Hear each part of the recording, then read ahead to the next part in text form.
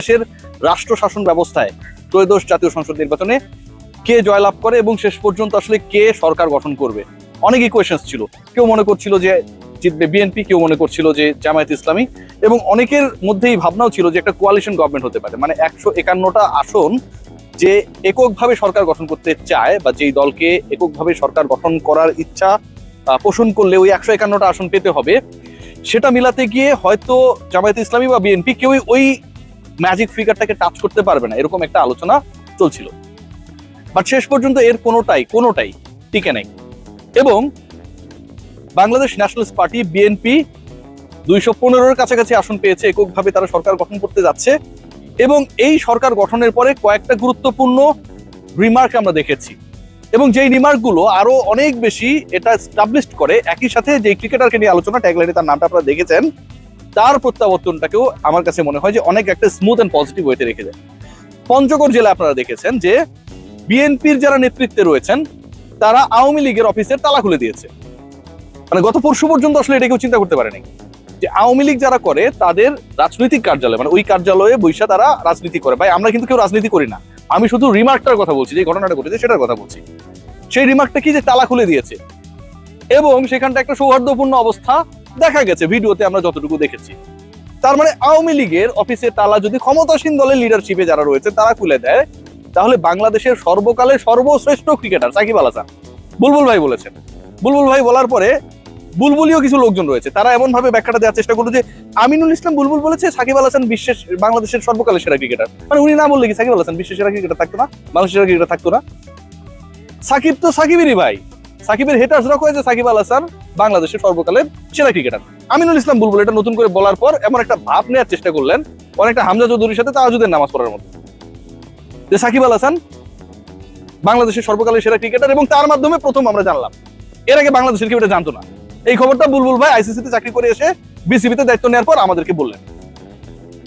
যাই হোক, এই সাকিবকে কেন্দ্র করে কিছুটা অ্যাডভান্টেজ নেওয়ার চেষ্টা বাংলাদেশ ক্রিকেট বোর্ড এই কামটা করার চেষ্টা করেছে। যেমনটা হচ্ছে নারী বিপিএল করবে, মেইন লিগের খবর নাই, প্রিমিয়ার লিগ হবে কিনা সেটার কোনো খবর নাই, ফিক্সারদেরকে সাথে নিয়ে জন্মদিনে কেক কাটে ফিক্সারদেরকে।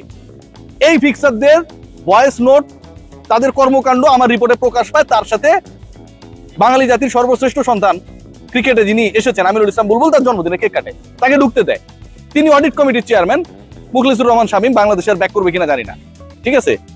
সেই ফিক্সারকে নিয়ে হচ্ছে কেক কাটে, এবং সেই কেক পান করে, মানে খায় আর কি, ঠিক আছে। সো তিনি যখন নীতির কথা বলেন তখন সেই কথাটা আমার কাছে আসলে কানে বাজে, যে আসলে তিনি কি বলছেন। তিনি যখন সাকিব আল হাসানকে অ্যানাউন্স করেন বাংলাদেশের সর্বকালের সেরা ক্রিকেটার, তখন আরো বেশি ওই যে হামজা চৌধুরীর সাথে নামাজ পড়ার গল্পটা আমার মনে পড়ে যায়। ভাই, নামাজ পড়ছে এটা কি মানুষ বলে বেড়ায়? প্রতিদিন বাংলাদেশে অন্তত 10 কোটি মানুষ নামাজ পড়ে, এটা কি বলে যে নামাজ পড়ছি? ফেসবুকে বলে, বর কি বউরে গিয়ে বলে, প্রেমিক প্রেমিকাকে গিয়ে বলে, প্রেমিকা প্রেমিককে গিয়ে বলে না। আপনি ইবাদত করছেন, এটা between you and your almighty. আপনি যখন এটা বলবেন তার মানে আপনার মধ্যে একটা অন্য কিছু কাজ করে। তো যাই হোক, যে আলোচনায় ছিলাম সেই আলোচনা একটু ফিরে যাই। সেটা হচ্ছে যে রিমার্কের কথা বলছিলাম। রিমার্কের কথা বলতে গিয়ে আমার হুট করে লিলির কথা মনে পড়ে গেল। দুটো একই কোম্পানি, লিলি হুইপশিয়া বডি ওয়াশ 72 ঘন্টা পর্যন্ত আপনার ময়েশ্চার ধরে রাখবে। আপনি ভোটে থাকেন আর ক্রিকেটে থাকেন, যেখানে থাকেন না কেন, নো ডাউট অ্যাবাউট, আপনি ঢাকায় থাকেন আর আমার মতো কলম্বোতে থাকেন, আপনার ময়েশ্চার ধরে রাখবে ভাই, আই গ্যারান্টি। সাকিব আল হাসান বাংলাদেশে আসছেন, নো ডাউট অ্যাবাউট ইট। এবং সাকিব আল হাসানকে আনার ক্ষেত্রে এখন রোল কাকে প্লে করতে হবে? অন্তর্বর্তী সরকার 18 তারিখের পরে থাকবে না, আসিফ নজরুল স্যাররা থাকবেন না। তো অন্তর্বর্তীকালীন সরকার যেহেতু 18 তারিখের পরে থাকবে না, নতুন একটা গভর্নমেন্ট আসবে, সেই গভর্নমেন্টে কেউ না কেউ স্পোর্টস মিনিস্টার হবে, ওই মিনিস্ট্রির দায়িত্বে কেউ না কেউ যাবেন।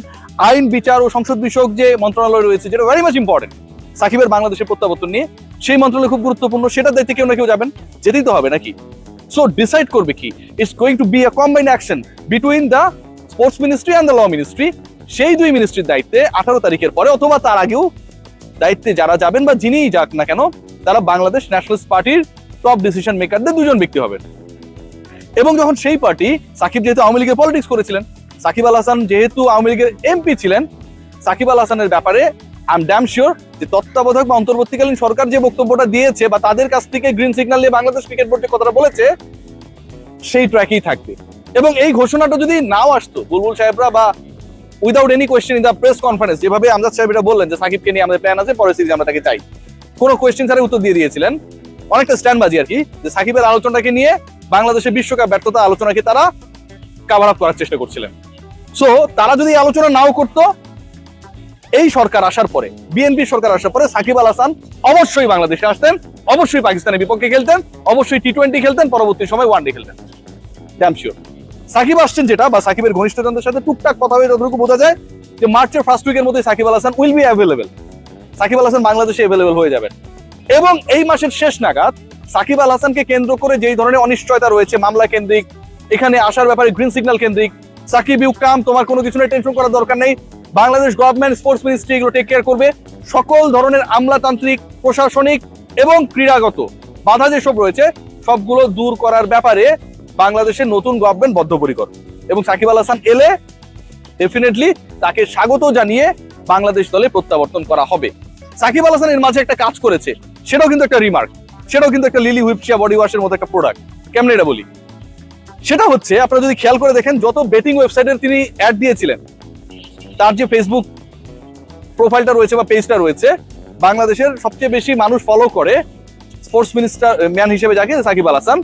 সাকিব আল হাসানকে সাকিব সকল পোস্ট যেটা বাংলাদেশের ল এটাকে মানে না, বাংলাদেশের ল এটাকে পারমিট করে না, এই সংক্রান্ত সকল ধরনের বিতর্কিত পোস্ট তিনি ডিলিট করে দিয়েছেন, ইরেজ করে দিয়েছেন তার প্রোফাইল থেকে। তার মানেটা কি? আমি যখন ব্যাগ গুছাবো মানে আমি বাসায় থাকছি না, আমি কলম্বো যাই, কলকাতা যাই, কমলাপুর যাই, আমি যখন ব্যাগ গুছাবো it means I am going outside for staying some days. Shakib Al Hasan যখন ওই ব্যাগ গুছানো কাজটা করেছে, মানে হচ্ছে তিনি তার সকল বিতর্কিত পোস্ট যেগুলো তার এখানে আসা, বাংলাদেশের আইনের সাথে সাংঘর্ষিক কর্মকাণ্ডকে ইন্ডিকেট করে, সেগুলো যখন ডিলিট করে দিয়েছে, it refers, it means, it remark যে Shakib Al Hasan is all set to come to Bangladesh to play for his country again, and this is not going to be his farewell series, তার শেষ সিরিজ হতে যাচ্ছে না।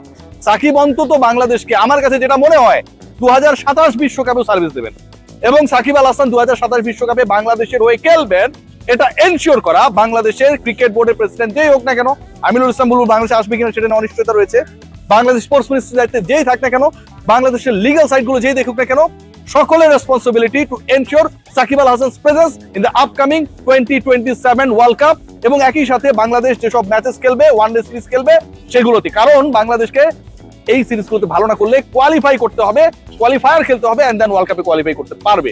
তো সাকিব আল হাসানের এটা এনশিওর করাটা অনেক বেশি গুরুত্বপূর্ণ। বাংলাদেশ সরকার, বিসিবি চাইলে অনেক কিছু পারে। রুবেল হোসেনের কেস চলছিল, তাকে শুধুমাত্র ক্যাপ্টেনের ইচ্ছায় দলভুক্ত করা হয়, পরবর্তী সময় রুবেল হোসেন একলা ইংল্যান্ডকে হারিয়ে দেয়।